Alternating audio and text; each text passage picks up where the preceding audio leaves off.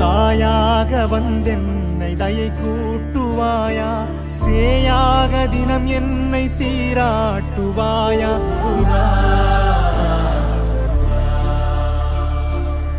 உலகெங்கிலும் வாழும் தமிழ் நெஞ்சங்களுக்கு உங்கள் செல்வ கார்த்திகேயன் அன்பு கலந்த வணக்கங்கள். பொதுவாக இந்த 2026 பொதுவாக கன்னி ராசிக்கு என்ன மாதிரியான நற்பலன்களை கொடுக்கும்? ஏன்னா பொதுவாக பார்த்தீங்கன்னா எல்லாருடைய எதிர்பார்ப்பு அப்படின்னா 2026ன்னு இல்லை, பொதுவாகவே ஒரு வருஷம் பிறந்தாவே எனக்கு ஏதோ ஒரு மாற்றம் வரப்போகுதுங்கிற ஒரு நம்பிக்கையோடு தான் வந்து நிறைய தொடங்குவாங்க. ஆனால் இந்த கன்னிராசிக்காரங்களுக்கு வந்து இழந்த காலகட்டங்கள் நம்ம பார்க்கும் பொழுது ராசிக்கு 7ல் சனி கண்டகச்சனி, 6ல் ராகு, 12ல் கேது, கிட்டத்தட்ட 10ல் குரு, பொதுவாகவே ஒரு மாதிரி மந்த நிலையாகவே இருந்துகிட்டு இருந்தது. வரவை விட செலவு அதிகமாகிறது, கொடுக்கல் வாங்கல பிரச்சனை சந்திச்சது, பிஸ்னஸில் நிறைய நஷ்டங்களை சந்திச்சது, அதே மாதிரி வேலையில் நிறைய சங்கடங்கள் சந்திச்சு, இப்படியான நிறைய சூழல் இருந்ததுனால ஒரு விரக்தியோடு இருப்பீங்க. பட் அந்த விரக்தியை இந்த 2026 கன்டினியூ பண்ணாதீங்க.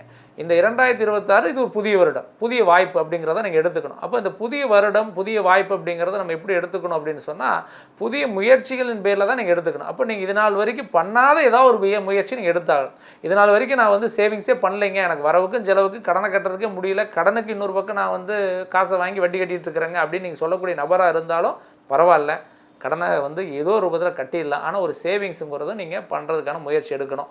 உங்கள் பேரில் இந்த 2026 ஒரு கிரயம் ஏதோ ஒரு இடத்த உங்கள் பேரில் கம்மி பட்ஜெட்லேயாவது ஒன்று வாங்குவீங்க, அது நடக்கும். அதே மாதிரி ஒரு வீடு ஏதாவது ஒன்று உங்கள் பேரில் கிரயம் பண்ணுறதுக்கு வாய்ப்புகளும் இருக்குது. இதில் ஏதோ ஒன்று, அப்போ அதுக்கான ஒரு சூழல் அவங்களுடைய சுயஜாதத்தில் திசாபதி ஃபேவராக இருக்கிற பட்சத்தில் அது நடக்கும், அதையும் பயன்படுத்திங்க.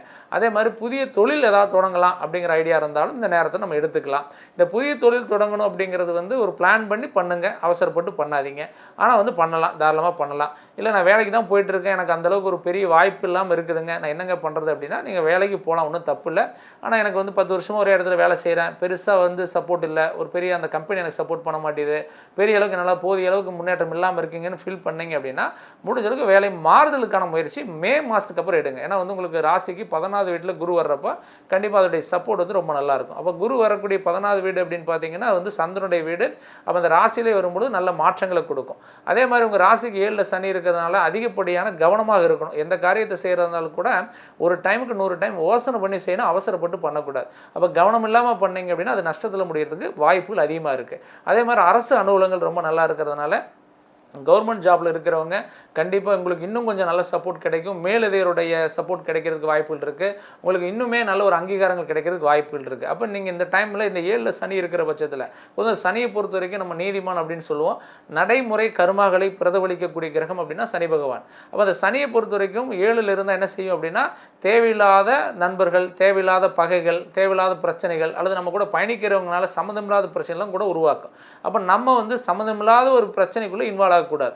அப்போ நம்ம செய்யக்கூடிய எந்த காரியங்களாக இருந்தாலும் சரி நம்ம கொஞ்சம் கேர்ஃபுல்லாக பயணிக்கிறது ரொம்பவே நல்லது, அதை நீங்கள் உணர்ந்துக்குங்க. அதே மாதிரி கணவன் மனைவிக்குள்ளான அந்நுண்ணிய விஷயங்களையும் சரி, அல்லது ஆல்ரெடி விவாகரத்து பிரச்சனை இருக்கிறீங்க, ரொம்ப நாள் வந்து பார்த்தீங்கன்னா ப்ராப்ளமாக இருந்துகிட்டு இருக்கு, எனக்கு ஒரு தீர்வே கிடைக்கல அப்படிங்கிறவங்களுக்கும் ஒரு நல்ல தீர்வு கிடைக்கலாம், அல்லது நீங்களே சுமூகமாக முடிவெடுத்து சேரக்கூடிய வாய்ப்புகள் கிடைக்கலாம். பிரிந்த காதலர்கள் சேரக்கூடிய சூழலும் இந்த காலகட்டத்தில் உண்டு. அப்படின்னாலும் கூட 8ல் வந்து பார்த்தீங்கன்னா உங்களுக்கு வந்து ஆல்மோஸ்ட் வந்து 8க்குடைய குரு அவர் வந்து 14வது வீட்டில் வர்றது அப்படிங்கும்போது மே மாதத்துக்கு அப்புறம் அந்த சேரக்கூடிய ஒரு சூழலாம் ஏற்படும்.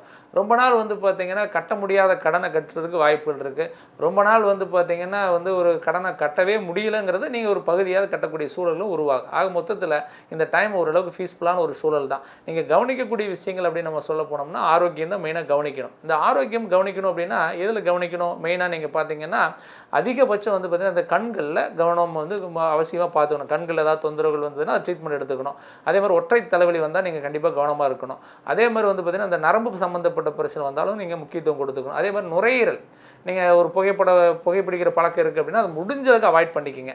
அல்லது ஆல்ரெடி மது பழக்கம் இருக்குன்னா அதையும் முடிஞ்சளவுக்கு அவாய்ட் பண்ணிக்கோங்க. ஏன்னா நுரையீரல் சம்மந்தப்பட்ட பிரச்சனை, அதே மாதிரி வந்து பார்த்திங்கன்னா உங்களுக்கு வந்து கிட்னியில் வந்து இந்த கல்கள் ஸ்டோன்ஸ்லாம் உருவாகிறது, இதெல்லாம் வரதுக்கான வாய்ப்புகள் கொஞ்சம் அதிகப்படியாக இருக்குது. கொஞ்சம் கவனமாக பார்த்துங்க. மற்றபடி பெரிய அளவுக்கு பயப்பட வேண்டாம். வெளிநாடு தொடர்பு, வெளிநாட்டில் வாழ்கிறவங்களுக்குலாம் பார்த்திங்கன்னா ரொம்ப நல்லாயிருக்கும். இந்த காலகட்டத்தில் நல்ல வேலை கிடைக்கிறது, அங்கே நல்ல ஒரு சூழல் உருவாகிறது, அங்கே ஒரு விசாக்கு ட்ரை பண்ணவங்களுக்கு விசா கிடைக்கிறது, நல்ல ஒரு அங்கீகாரமான சூழல் கிடைக்கிறதுக்கு வாய்ப்புகள் உண்டு. அதே மாதிரி வந்து கடலில் வந்து பார்த்திங்கன்னா மீன் பிடிக்க போகிறவங்க, கடல் வாழ் மக்களுக்கெல்லாம் இந்த காலகட்டம் இந்த 2026 கன்னிராசி பற்றி ரொம்பவே நல்லாயிருக்கும். அவங்களுக்கான வளர்ச்சி ரொம்ப நல்லாயிருக்கும். அதே மாதிரி இந்த டைம் பீரியடை வந்து பார்த்திங்கன்னா பிள்ளை வழி உறவு, தந்தை தாய் வழி உறவுகள், உறவுக்குள்ளான அந்த உறவுகள்லாம் பார்த்திங்கன்னா ரொம்பவே நல்லாயிருக்கும். உறவுகள் மேம்பாடு ரொம்ப சிறப்பாக இருக்கும். ரொம்ப நாள் வந்து பார்த்திங்கன்னா எனக்கு வந்து ஒரு பயம் இருந்துகிட்டே இருக்குது, மனபயம் இருக்குது, எனக்கு வந்து ஆரோக்கிய ரீதியாக வந்து டாக்டர்கிட்ட போனால் ரொம்ப நல்லா இருக்குன்னு சொல்கிறாருங்க.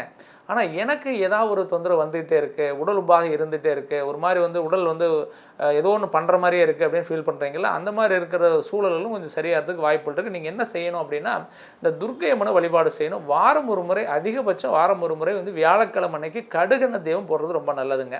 அதே மாதிரி முடிஞ்சதுன்னா அதிகப்படியாக நவக்கிரக வழிபாடு செய்யுங்க. ஏன்னா நமக்கு வந்து கண் கூட தெரிந்த ஒரு கிரகம் அப்படின்னா சூரிய பகவான். அப்போ சூரியன் காலையில் எழுந்திரிச்சு சூரிய உதயத்துக்கு முன்னாடி எந்திரிச்சு குளிச்சுட்டு சூரிய பகவானை பிரார்த்தனை பண்ணிவிட்டு அன்னைக்கு நாள் வேலையை தொடங்குங்க.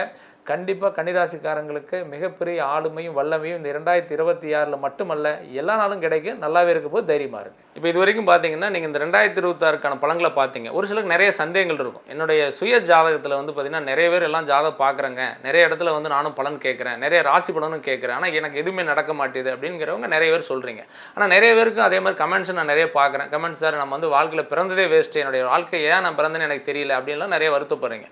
பொதுவாகவே பார்த்தீங்கன்னா ஒருத்தருடைய சுய ஜாதகத்தில் தனிப்பட்ட யோகங்கள் கண்டிப்பாக இருக்கும். அந்த யோகம் வந்து ஒரு குறிப்பிட்ட வயதுக்கு பிறகு, எக்ஸாம்பிள் சொல்லணும் அப்படின்னா இப்போ நீங்கள் நீச்சபங்க ராஜயோகம்னு ஒரு யோகம் இருக்குது. அது என்னென்னா குறிப்பிட்ட வயதுக்கு பிறகு தான் ஸ்டார்ட் ஆகும். ஒரு சிலருக்கு அந்த கிரகத்துடைய தன்மையை பொறுத்து அந்த திசைகள் நல்லா இருக்கிற பட்சத்தில் டெவலப்மெண்ட்டாக இருக்கும். இப்போ நீங்கள் எக்ஸாம்பிள் வந்து சனி திசையில் பிறந்துட்டீங்க, உங்கள் ஜாதகத்தில் சனி வந்து ரொம்ப வீக்காக இருக்காருன்னா கஷ்டப்படுவீங்க. அதே வந்து சனிக்கு எடுத்து புதன் திசை வருது, அப்போ அந்த புதன் திசை உங்கள் ஜாதகத்தில் யோக திசையாக இருக்குன்னு வைங்களா, அது என்ன பண்ணும் உங்களை டெவலப் பண்ணி விடுவோம். புதன் திசையுடைய மொத்த காலங்கள் பார்த்தீங்கன்னா 17 வருடம்.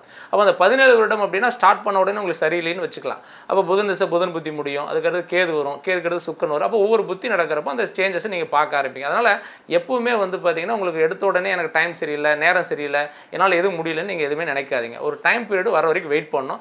அது வரைக்கும் உங்களுடைய ஹார்ட் ஒர்க் நீங்கள் போட்டால் போதும். எப்பவுமே வந்து நம்முடைய 2 விதத்தில் நம்முடைய வாழ்க்கை தரத்தில் மாற்றங்கள் கிடைக்கும். ஒன்று பிறப்பு, நம்ம பிறந்துட்டோம்.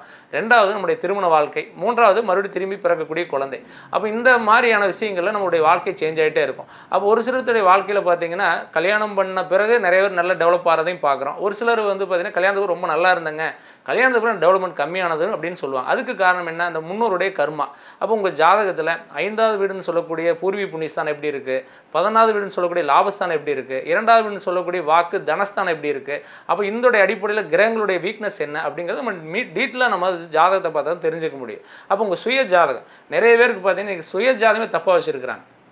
நம்மகிட்ட டேரெக்டாக வந்து பார்த்தீங்கன்னா நான் கேட்கும்பொழுது ராசி நட்சத்திரம் சார் அவர் வேறு ஒன்று சொன்னார், ஆனால் நீங்கள் வேறு ஒன்று சொல்கிறீங்கிறாங்க. இல்லது வந்து பார்த்தீங்கன்னா 2-3 பேர் வேறு மாதிரி சொல்கிறாங்க, எனக்கு எதுன்னு எனக்கு தெரியலன்னுலாம் சொல்கிறாங்க. அப்போ நம்ம சுய ஜாதகம் அப்படிங்கிறது கண்டிப்பாக உங்களோட date of birth time clear கட்டாக எடுத்துகிட்டு வரணும். இப்போ ஒரு சிலருக்கு வந்து டைமில் நம்ம ஜாதகம் பார்த்து சொல்கிறப்போ ஒரு சில பலன்கள் வித்தியாசப்படுற மாதிரி இருக்கிற பட்சத்தில் பார்த்தீங்கன்னா அவங்களுக்கு கரெக்டான டைமிங்கே அப்படிங்கிறது 5 நிமிஷம் முன்ன பண்ண 10 நிமிஷம் முன்ன பண்ண எல்லாம் வர்றதுக்கு வாய்ப்புலாம் இருக்குது. அதை கிளியர் கட்டாக நம்ம கண்டுபிடிச்சிடலாம். அதில் கண்டிப்பாக டேட் ஆஃப் பர்த் டைமு பிறந்த நேரம் இருக்கணும். அப்படி இருந்தால் சுய ஜாதகம் நம்ம எடுத்துட்டு தனிப்பட்ட முறையில் உங்களுடைய வாழ்க்கை தரத்தில் எந்த அளவுக்கான உயர்வு நிலை இருக்குது, அதை எப்படி சரி பண்ணலாங்கிறது நம்ம தெளிவாக பார்த்துக்கலாம். அப்போ உங்களுடைய தொழில் வளர்ச்சிக்கு என்ன பண்ணலாம், அடுத்து உங்களுடைய ஃபேமிலி வாழ்க்கை குடும்ப வாழ்க்கைக்கு என்ன பண்ணலாம், அடுத்த கட்ட நகர் உங்களுடைய பிஸ்னஸாக அடுத்த கட்ட நகர் எப்படிலாம் இருக்குங்கிற தெளிவுபடுத்திட்டு அதுக்கு தகுந்த மாதிரி உங்களுடைய வாழ்க்கை பயணத்தை நீங்கள் தொடங்கிக்கலாம். அதே மாதிரி பார்த்தீங்கன்னா இன்னொன்று என்ன அப்படின்னா உங்களுடைய சுய ஜாதகத்தில் இது ஒரு ஓகே. 2வது நிறைய பேருக்கு வந்து ராசி பலன் பார்க்குறோம், ஒரு 7.5 சனி வந்துருச்சு, 7.5 சனின்னாவே 7.5 வருஷம் கஷ்டம் தாங்க அப்படிங்கிற மாதிரி மைண்ட் செட் பண்ணிட்டு அந்த 7.5 வருஷமே நம்ம நிறைய விஷயங்கள் பண்ணுறதே கிடையாது. அப்படி நிறைய பண்ணும்போது நம்ம மைண்ட் செட்டில் என்ன பண்ணிக்கிறோம் அப்படின்னா எனக்கு கஷ்டம், அதனால் எனக்கு தடை, எனக்கு ஏதோ ஒரு பிரச்சனை வரும் அப்படின்னு நம்பிக்கையோடு நீங்கள் அந்த நெகட்டிவ் பாயிண்ட்லேயே நீங்கள் பயணிக்கிறதுனாலேயே நிறைய சிரமங்களை நீங்கள் சந்திக்கிறத நீங்கள் வந்து உணர்ந்துகிட்டே இருப்பீங்க. அப்போ நம்ம வந்து ஃபஸ்ட்டு வந்து என்ன பண்ணோம், நம்ம நேரம் நல்லா இல்லை அப்படின்னா அப்போ அந்த நேரத்துக்கு தகுந்த பலன்கள் என்ன, அதுக்கான பரிகாரங்கள் என்ன, அதுக்கான தெய்வ வழிபாடு என்னங்கிறத நம்ம தெரிஞ்சுக்கணும். இப்போ பொதுவாக பார்த்தீங்கன்னா நம்ம ஒரு சட்டையில் தூசு பட்டுருச்சுன்னு வச்சுங்களேன், நம்ம என்ன பண்ணுவோம், தட்டிட்டு போயிடுவோம். அதே வந்து ஒரு ரத்தக்கரை இருந்தால் என்ன பண்ணுவோம், அதுக்கான வாஷ் பண்ணுற முறையில் வாஷ் பண்ணாதான் அது சரியாக அந்த மாதிரி தான். அப்போ கோயில் வழிபாடு பண்ண வேண்டியதுக்கு பண்ணணும். அதேமாரி நிறைய நெகட்டிவாக இருந்தால் அதுக்கு தகுந்த தெய்வ வழிபாடு என்ன, அதுக்கான பரிகாரம் என்ன, இறை வழிபாடு என்ன ஃபாலோ பண்ணிங்கன்னா கண்டிப்பாக 100% சரியாயிடும். அதனால் ஒன்றும் கவலைப்படாதீங்க. கண்டிப்பாக இந்த 2026 மட்டுமல்ல எல்லா வருஷம் உங்களுக்கு நல்ல வருஷமாக இருக்கிறதுனால எதை பற்றி கவலைப்பட வேண்டாம். நீங்கள் அதுக்கு மேலும் உங்களுக்கு தெரிஞ்ச அஸ்ட்ராலஜிட்ட இருந்து கன்சல்ட் பண்ணுங்கள். இல்லை நீங்கள் நேரில் வந்து என்னை பார்க்கணும் அப்படின்னு விருப்பப்படுறீங்கனாலும் நம்முடைய ஆஃபீஸ் வந்து கோயம்புத்தூரில் ராமநாதபுரத்தில் ஜெம் ஆஸ்பத்திரி பக்கத்தில் இருக்குது. நேரில் வாங்கினாலும் வாங்க. இல்லைங்க எனக்கு ஃபோன் கன்சல்டிங் வேணும், எனக்கு வந்து நான் வெளியூரில் இருக்கிறேன், வெளிநாட்டில் இருக்கிறேன் அப்படிங்கிற மாதிரி இருந்துச்சு அப்படின்னா நீங்கள் எனக்கு என்ன பண்ணுறீங்கன்னா எனக்கு வாட்ஸ்அப்பில் என்னுடைய கான்டாக்ட் நம்பருக்கு உங்களோட டேட் ஆஃப் பர்த் டைமு பேர் எங்கேருந்து கூப்பிட்றீங்கன்னு மெசேஜ் பண்ணுங்கள். கண்டிப்பாக உங்களுக்கு நம்ம ரிப்ளை பண்ணுவோம். நம்ம சைட்லேருந்து உங்கள் சுயஜாத டீட்டெயிலில் நம்ம பார்த்துக்கலாம். ஒன்றும் கவலைப்படாதீங்க. கண்டிப்பாக எல்லா வளமும் கண்டிப்பாக உங்களுக்கு கிடைக்கும். மேலும் ஒரு நல்ல வீடியோவில் சந்திக்கிறேன். நன்றி, வணக்கம்.